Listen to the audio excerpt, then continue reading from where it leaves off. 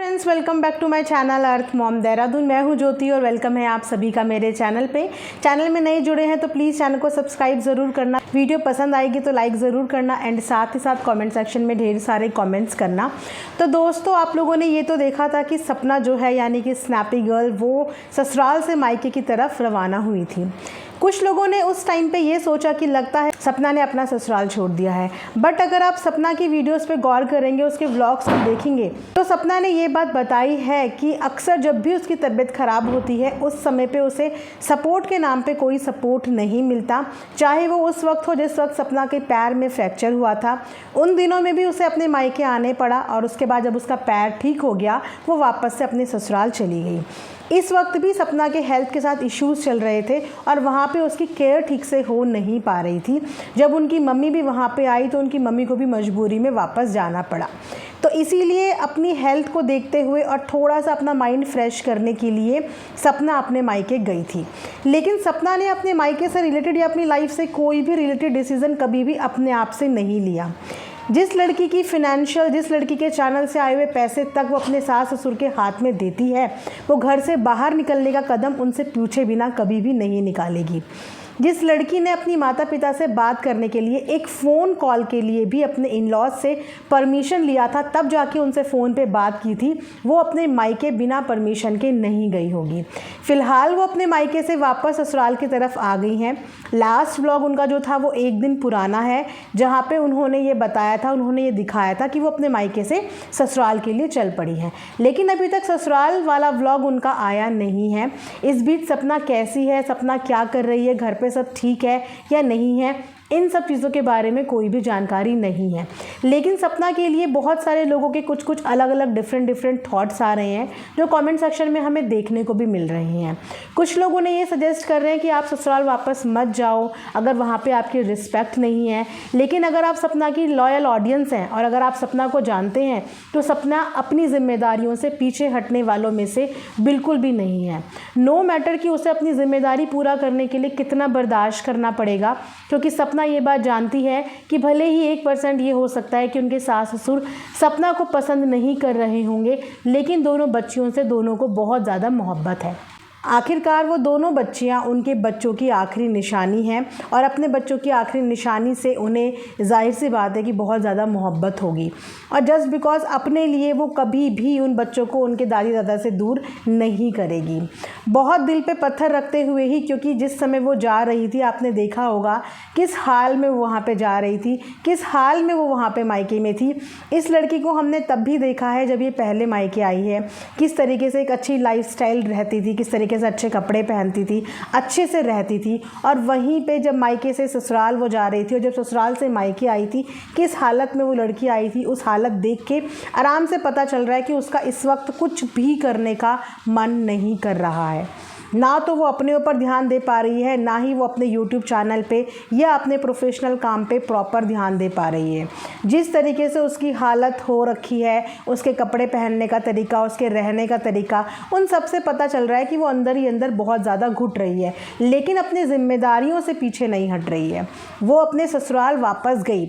वहीं पर कुछ लोग अंशु से रिलेटेड भी कॉमेंट कर रहे हैं, जहाँ पर ये बोला जा रहा है कि अंशु पे विश्वास मत करना, आने वाले टाइम पर हो सकता है कि ये भी तुमको धोखा दे। तो मेरा मानना और बोलना सिर्फ यही है कि इस वक्त जिस पे वो आंख बंद करके विश्वास कर सकती है वो कहीं ना कहीं सिर्फ अंशु ही है।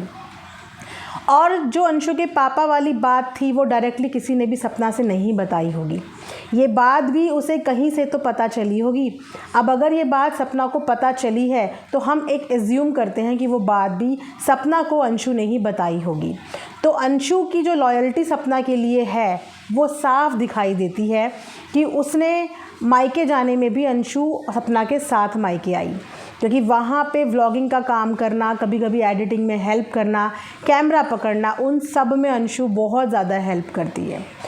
तो अगर इस समय पे सपना के पास कोई सहारा है तो वो अंशु ही है।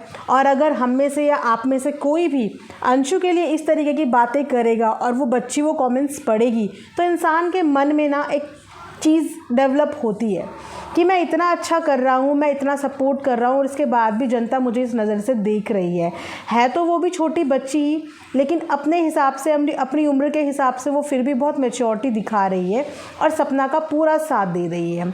चाहे ससुराल में हो, चाहे उसके मायके में हो, वो पूरा उसका सपोर्ट कर रही है। तो इस समय मुझे लगता है कि सपना और अंशु का जो रिलेशनशिप है, उस रिलेशनशिप के बीच में हमें कुछ भी टीका टिप्पणी नहीं करनी चाहिए, क्योंकि अगर अंशु का भी साथ सपना से छूट गया तो सपना के लिए ये ज़िंदगी गुजारनी बहुत ज़्यादा डिफ़िकल्ट हो जाएगी। फ़िलहाल वो जितने दिन भी अपने मायके में रही, आपने देखा होगा कि उसने अपने भाई का चैनल या अपनी मम्मी का या भाभी का किसी को भी कोई भी प्रमोशन नहीं दिया। लेकिन जब उनकी मामा की तरफ से आए थे लोग, मतलब ससुराल वाले लोग आए थे, उनके चैनल का प्रमोशन उन्होंने किया था, क्योंकि उस समय पे सास ने बोला था। लेकिन अगर यहाँ पे अपने मुंह से एक बार भी वो ये बोल दे कि मेरे भाई के चैनल पे ये चीज़ें जाके देख लेना, तो हो सकता है कि ये बात उनकी सास और ससुर को पसंद ना आए।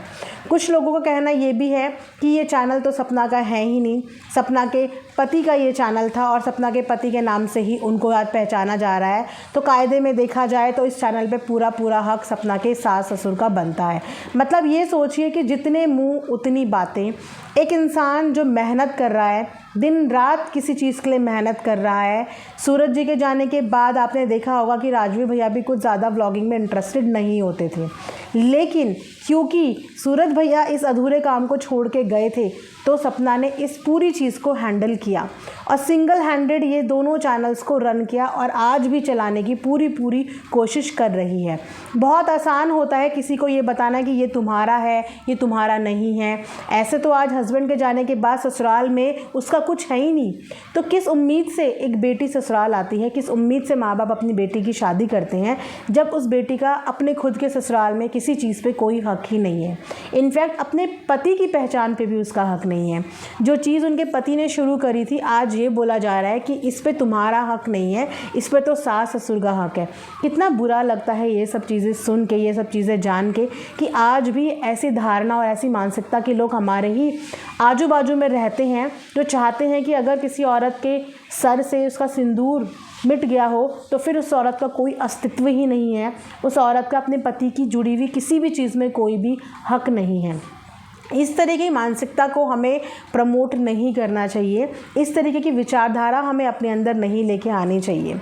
घर में जितना भी कलेश है, लेकिन सपना ने हिम्मत नहीं हारी है।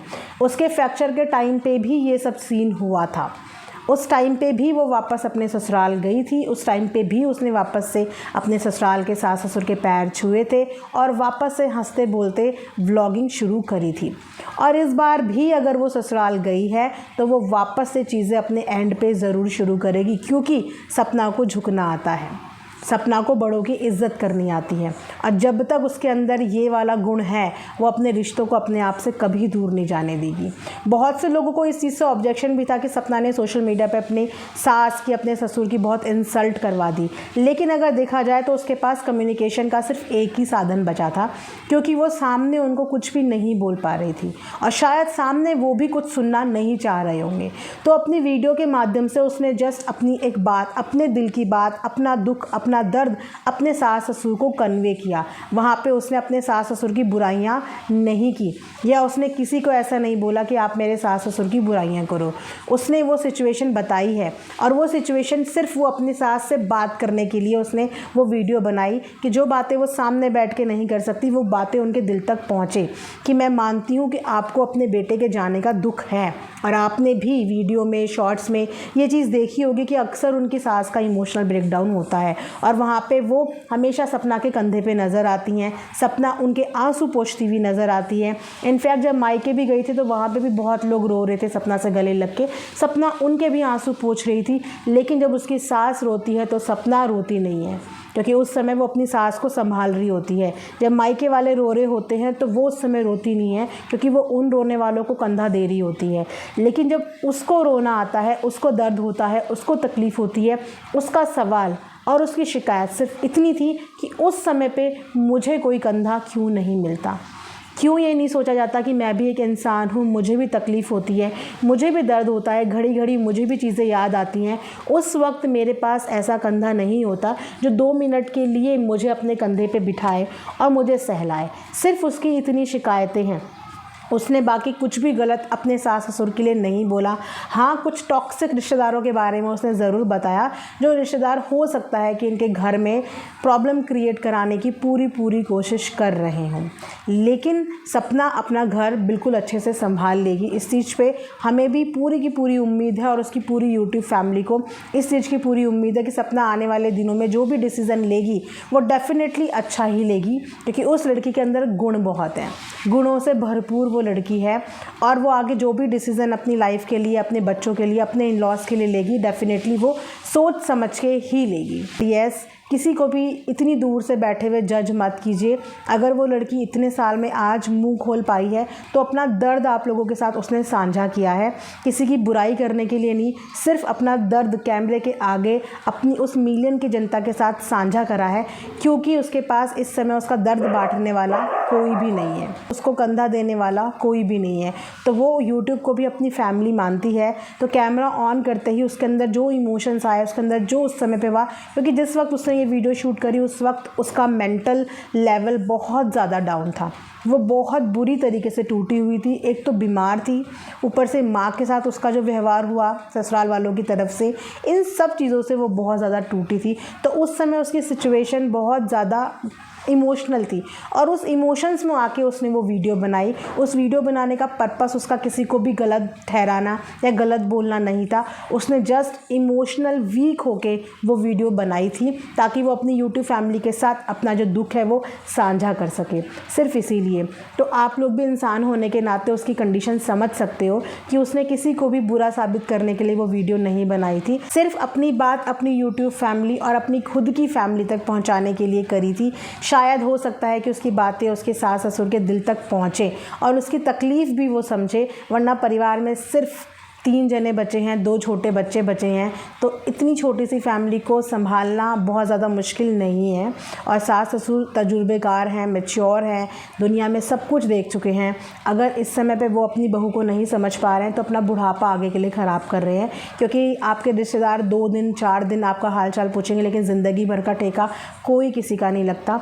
हो सकता है कि आज उनकी जो निगाहें हैं वो उनकी प्रॉपर्टी पे हो, उनके पैसे पे हो, कैसे नेम फेम मिल रहा है या सपना कैसे अपना काम कर रही है, इतनी प्रॉब्लम में होने के बाद भी सिर्फ इस वजह से कुछ लोग जल रहे हों और उस जलन के मारे उनके घर को बर्बाद करने की कोशिश कर रहे हों। तो यहाँ पे परिवार के हर इंसान को समझदारी से, पेशेंस से काम लेने की ज़रूरत है, क्योंकि एकता में शक्ति होती है। अगर ये परिवार इकट्ठा रहेगा तो इसे कोई नहीं तोड़ सकता, पर अगर ये फैमिली बिखर गई तो इस फैमिली को संभालने वाला फिर कोई नहीं बचेगा। तो ये था मेरा आज का एक रिएक्शन। यहीं पर ये वीडियो एंड करती हूँ। Thanks for watching earth Mom Dehradun.